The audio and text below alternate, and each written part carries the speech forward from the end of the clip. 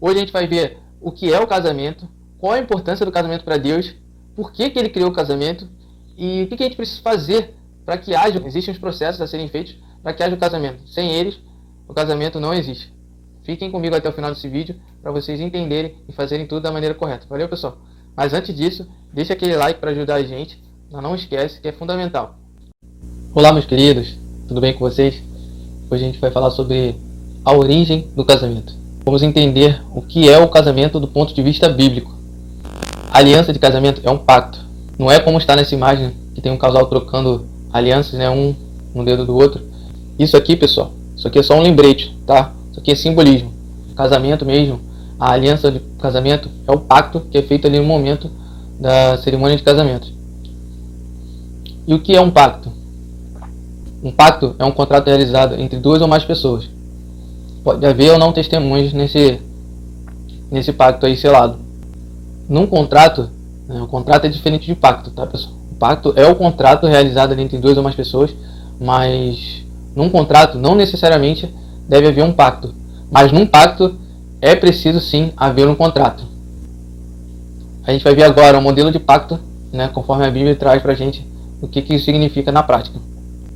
A Bíblia conta a história do pacto, né, a aliança que Deus fez com o povo de Israel, com os israelitas. A primeira aliança, né, é o que a gente chama de Primeiro Testamento. Né? Foi a primeira aliança que Deus fez com o povo ali de Israel, né, no tempo ali dos patriarcas, né? Abraão, Isaac e Jacó. E a segunda aliança, chamada aliança renovada ou aliança restaurada, foi quando Jesus fez o sacrifício, né, de morrer naquela cruz por nós. Agora a gente vai ver qual a importância do pacto, né? Qual o impacto, né, que é causado quando você tem um pacto feito, né, uma aliança feita com alguém.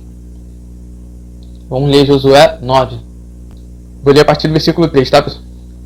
Contudo, quando os habitantes de Gibeão souberam que Josué tinha feito com Jericó e Ai, recorreram a um ardil, enviaram uma delegação com jumentos carregados de sacos gastos e vasilhas de couro velhas rachadas e remendadas.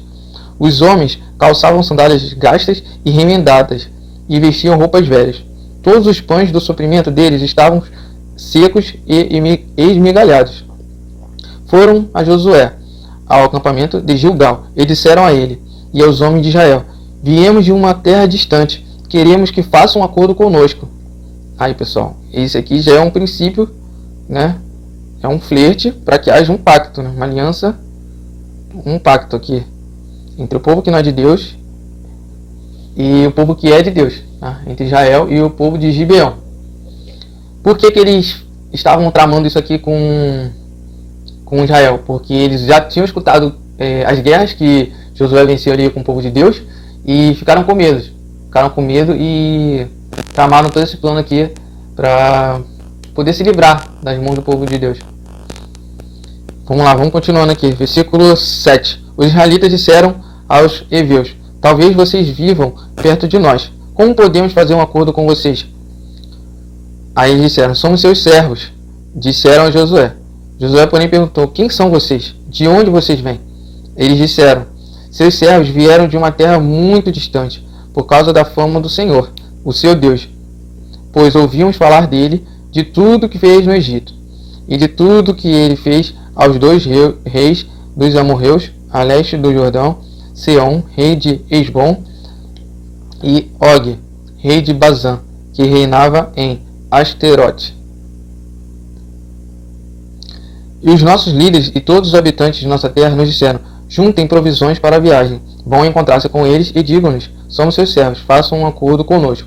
Aqui novamente ele citando a questão do pacto, da aliança que eles querem fazer com o povo de Deus. Este nosso pão estava quente quando os embrulhamos em casa no dia em que saímos de viagem para cá.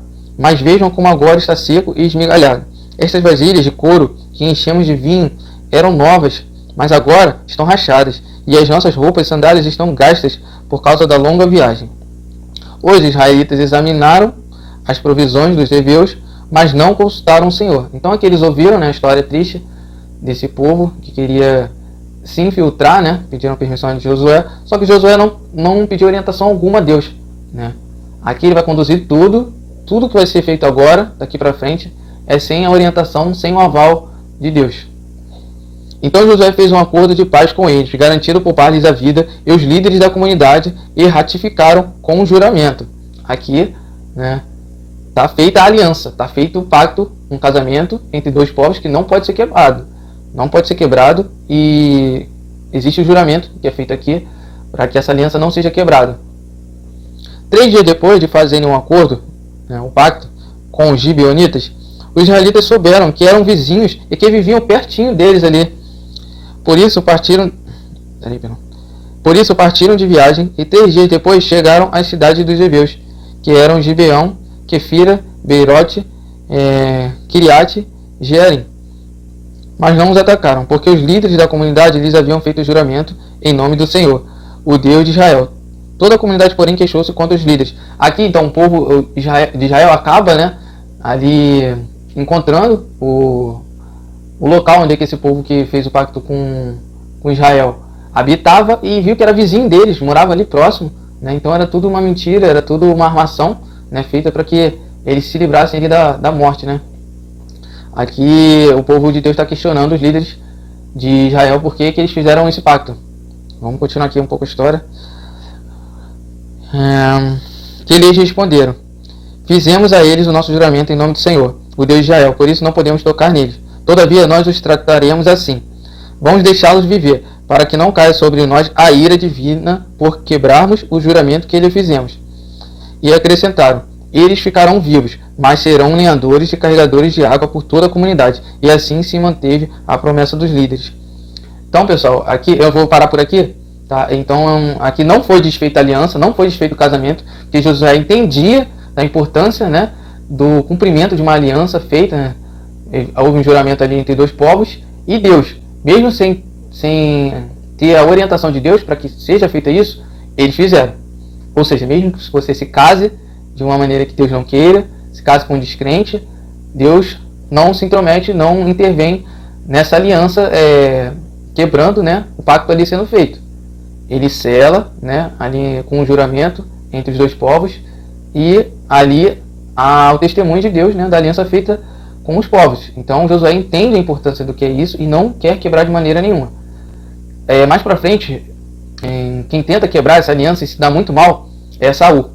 Saul tentou exterminar todo esse povo de Gibeão ali do meio dos israelitas, né, mata eles, mas sobrevivem alguns, e mais pra frente, o que acontece? A mão de Deus pesa sobre o povo de Israel, mas já nos tempos do reinado de Davi. Davi que paga esse preço, né? Porque ficam 3 anos ali de fome, né? Fome enorme no povo de Israel, 3 anos seguidos, e Davi vai perguntar ao Senhor por que está acontecendo isso, e Deus mostra para ele que por causa que Saul, né, antes dele havia quebrado a promessa feita por Josué lá anos atrás. O Davi tenta se reconciliar ali com os gibeonitas e reparar, né, esse dano, essa aliança quebrada, e consegue ali oferecendo, né, entregando nas mãos dos gibeonitas sete descendentes de Saul para que eles fossem mortos, e para que houvesse a restituição dessa aliança.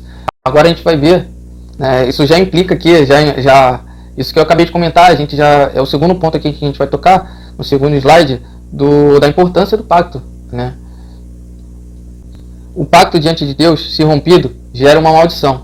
É o que a gente acabou de ver aqui, Josué falando que ele não quer quebrar esse pacto para que não haja a ira de Deus sobre o povo de Israel, porque ele entende a importância que tem você manter uma aliança de casamento intacta. A punição, ela chega, não sabemos como e nem quando. Todo esse relato que eu contei, né, da quebra da aliança feita com os gibeonitas através de Saul, está lá em 2 Samuel 21:1. O pacto, né, a aliança de casamento, consiste em durar a vida inteira. Então, pessoal, é isso. Você não pode quebrar uma aliança feita entre você e outra pessoa e tendo Deus como testemunha, porque o pacto, né, que há ali o contrato, né, no meio do pacto, ele é por toda a vida. As consequências a gente acabou de citar aqui que podem ocorrer na nossa vida. A gente não sabe quando que chega a punição e nem como. E por que Deus criou a aliança de casamento? A primeira relação humana descrita na Bíblia é o casamento. Deus criaria Adão, diz que não é bom que ele esteja só, que precisa de uma companheira, alguém que fosse idôneo, fosse semelhante a ele. Então ele cria Eva, uma mulher ali, para estar ao lado dele. E assim é feito na Terra o primeiro casamento. A gente vê a importância disso, né? É a primeira relação entre humanos Não é entre amigos, não é a relação entre pastor e discípulo, não é a relação de mestre e seu aluno. Não, a primeira relação humana é o casamento. E ela tem como propósito a expansão do reino de Deus. A gente pode ver em Gênesis, quando Deus dá a ordem para Adão e Eva de crescer e multiplicar-se, era para isso, é para que o governo dele fosse estabelecido na terra. Precisava, né, ter a relação, né, do homem e da mulher para que houvesse famílias e assim se espalhasse o reino de Deus sobre a terra. Por isso essa ordem de crescer e multiplicar. A ordem para ver o casamento. Aqui é o processo para que se haja um casamento em si. Vamos ver Gênesis 2:24. Portanto, deixará o homem o seu pai e a sua mãe, e se unirá à sua mulher, e serão ambos uma só carne. Então vamos separar aqui em 3 partes esse mandamento, esse processo para se haver o casamento. A primeira parte é: portanto, deixará o homem o seu pai e a sua mãe. O que significa isso? É deixar a dependência geográfica, né, o local onde você habita, onde você mora com seus pais hoje, a dependência emocional, né, aquele sentimento de que você ainda é o filhinho da mamãe, né, querer receber aqueles mimos, né, você entender que agora você é alguém que precisa caminhar com seus próprios passos, que tem uma responsabilidade de conduzir uma família, e deixar essa dependência emocional dos seus pais é fundamental para que haja essa aliança de casamento. Por último, deixar financeira, né, deixar de depender financeiramente dos pais, não precisar mais da ajuda dos pais mantendo, né, você. Agora você tem que se manter e manter a sua casa, né, sempre com o necessário ali para viver. Outra parte que a gente corta aqui do mandamento é uniciar a sua mulher. O que isso significa? É a junção das coisas, né, a junção da casa, os dois ali no mesmo lar, junção dos corpos, né, havendo a união, a relação sexual, junção dos parentes, a gente não pode esquecer que agora os parentes, né, da sua esposa, do seu esposo se tornam seus parentes, junção dos bens, aquilo que você já tem, você traz para dentro de casa e será da tua esposa, aquilo que você já tem, você traz para dentro do lar também e será do teu esposo, e a junção da igreja, né, pessoal? A gente não pode também cada um ficar em uma igreja, né? A gente sabe quando é solteiro acontece, né? Nem sempre a gente se casa com a pessoa da mesma igreja, então a gente precisa, né, sabiamente ter a escolha de congregar os dois numa igreja só. E por último aqui do mandamento para que haja um casamento serão os dois uma só carne. A relação sexual consumada torna os dois corpos apenas um. Então, pessoal, você fechando esse ciclo aqui com os 3 mandamentos, aí sim há o casamento. O pacto, né, a aliança de casamento, ela é selada, quando você tem todo esse cumprimento aqui dos processos sendo feitos. Então, pessoal, a gente fecha hoje aqui dessa maneira, né, entendendo o que é o casamento, né, a importância dele para Deus, e por que Deus criou o casamento, e o que a gente precisa fazer para que o casamento seja realmente, né, realizado em si. Quais são os processos a serem realizados para que haja o casamento. Eu agradeço por vocês nos acompanharem até aqui. Deixa aquele like, tá? Compartilha para abençoar outras pessoas também. Valeu, pessoal. Até a próxima. Fui!